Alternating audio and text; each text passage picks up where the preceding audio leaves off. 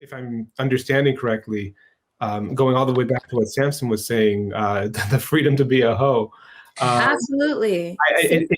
It sounds to me like the real underlined word there is the freedom to be, not not that it's mandatory. And from what I've heard, I think a lot of people misunderstand sex positivity as this insistent that everybody be as sexual as possible. It's no, you have the freedom to do that if you want. Right. But it's and plus with hoe culture, there's an entitlement to the other party, like, oh well, she's a hoe, he's a hoe, so blah blah blah blah blah, and it's dangerous.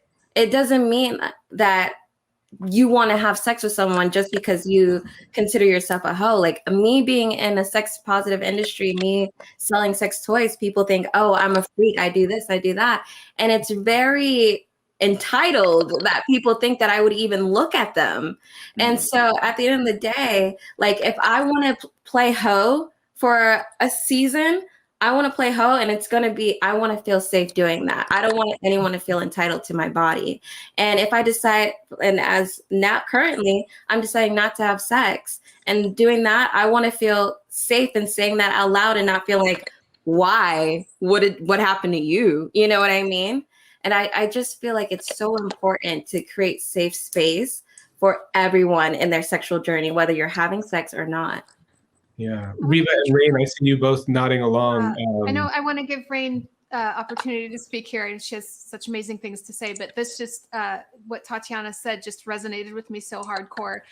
This just came up a couple of days, Tatiyanna. For me, the expectations that other people put on people like us who work in or adjacent to the sex industry, and I received that in the form of unsolicited emails and pictures of genitalia or other from people on a pretty regular, frequent basis. And it's upsetting. And it's that sense of entitlement that other people have that are like, oh, you openly talk about sex. Here's a picture of my dick. Now let me see yours. Like, and it upsets me to my core.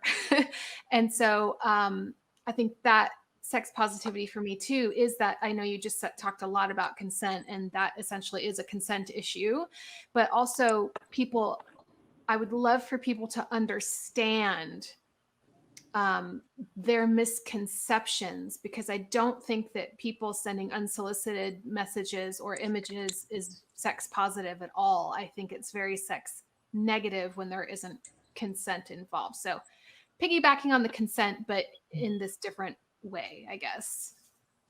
Yeah. Rain, please continue.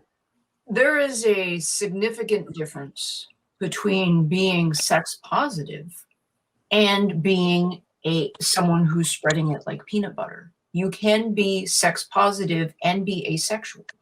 Sex positive just means that you have a healthy, non-stigmatized, relaxed, comfortable relationship with sex, even if you yourself are not doing it, or like Tatiyanna, are voluntarily choosing to be celibate. You can still say undeniably that you are incredibly sex positive. So sex positive does not mean that you're a slut bag, and I am not here to shame slut bags. But the thing is, as Tatiyanna and Reba can certainly relate, as a vulva owner, someone who is on the internet talking about sex, people assume, well, that means that I can shove my dick into your inbox and you have to see that because you're talking about sex.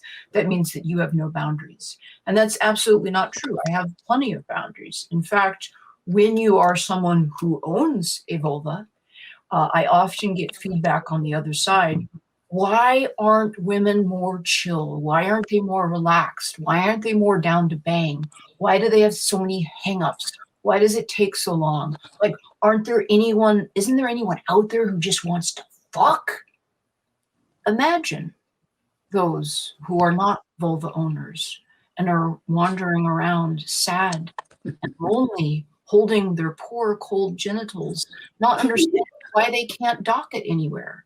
Imagine who you have to bang is physically stronger than you, usually anywhere from 20 to 100 pounds. Imagine you can get pregnant. Imagine you're at a higher risk of STIs. Imagine that you can have one encounter, get an STI, get pregnant, and the person that you're praying the whole time, I hope they don't get upset. I hope I don't end up a body in a field. You would find that you're maybe a little less insistent on docking your genitals places. That's why the people that are at the higher risk are maybe less receptive to jumping on your genitals. And you're like, but look, it's a party in my pants. People that own penises, I hate to break it to you, it's a flooded market. Roughly half the people on the planet have your dick, and they all pretty much look the same. We don't bang based on genitals. We bang based on who the genitals are attached to. And if all you have to offer is your dick in a very flooded market, we can't get to the dick without also having to deal with you. So be a person attached to the dick, and your dick will be a lot less cold and lonely. So, Go off. yeah.